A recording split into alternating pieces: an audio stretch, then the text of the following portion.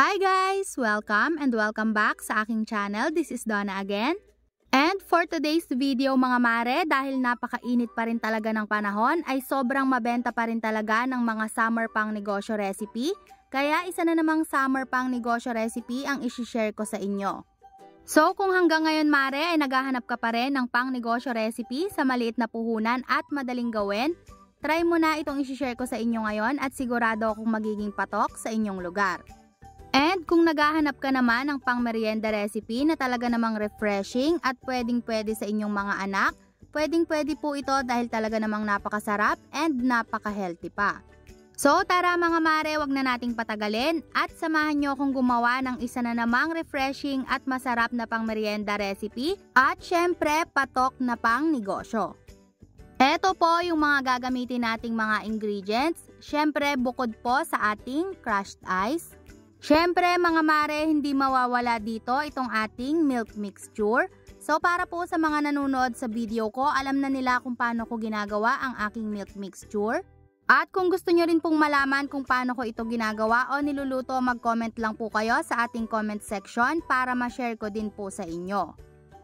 Tapos mga mare, gagamit din po ako dito ng ating dulce de leche. So para lang po itong yema, this is optional naman po, pwede kayong maglagay at pwede rin naman na hindi. And then gagamit din tayo dito guys nitong ating Milo cereals. At para naman po ito sa ating pang toppings. At ganito naman po yung itsura nitong ating Milo cereals. Tapos mga mare, gagamit din tayo dito ng ating Milo powder. So, ayun lang po lahat yung mga gagamitin nating mga ingredients at syempre pa yung ating crushed ice. So, ang next naman nating gagawin mga mare ay mag-a-assemble na po tayo. So, dito sa ating cups ay maglalagay lang po muna tayo nitong ating dulce de leche. So, ang nilalagay ko po dito ay 1/2 tablespoon lang and spread nyo lang po yan sa gilid ng ating mga cups. Again mga mare, optional lang po ang paglalagay nitong ating dulce de leche pero mas masarap po kasi kung meron. Pero kung wala naman ay okay lang din na hindi na kayo maglagay.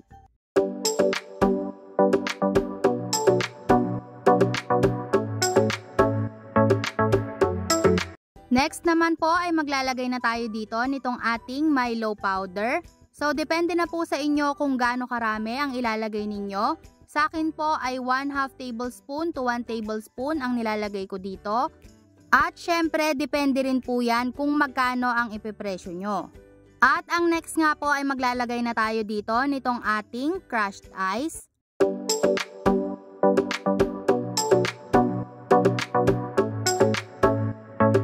And then, after nating maglagay ng crushed ice, ay maglalagay na po tayo nitong ating milk mixture.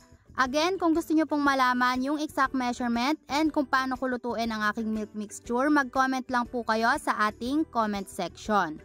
And para naman po sa ating toppings mga mare, ay maglalagay lang din po ako dito ng ating Milo powder. And after po nyan, ay saka po natin ilalagay yung ating Milo cereals.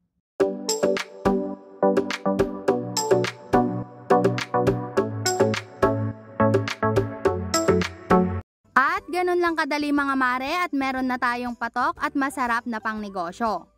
At kung isa po kayo sa mga mommies na naghahanap ng pang negosyo recipe na pwede nyong simulan sa maliit na puhunan lang at kahit nasa harap lang ng inyong mga bahay ay pwede nyo nang simulan, try nyo na po itong ating bagong pang negosyo recipe at sigurado akong papatok ito sa inyong mga lugar.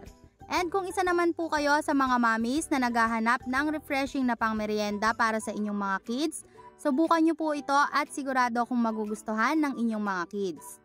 At para naman po sa presyo nitong ating Milo de leche, pwede nyo po itong ibenta from 15 to 20 pesos each. Pwede nyo pong babaan or taasan depende kung magkano ang nagastos nyo sa mga ingredients na ginamit. So hanggang dito na lang mga mare, sana po nagustuhan nyo ang ating pang negosyo recipe for today. And thank you so much guys for watching and see you again on my next video. God bless!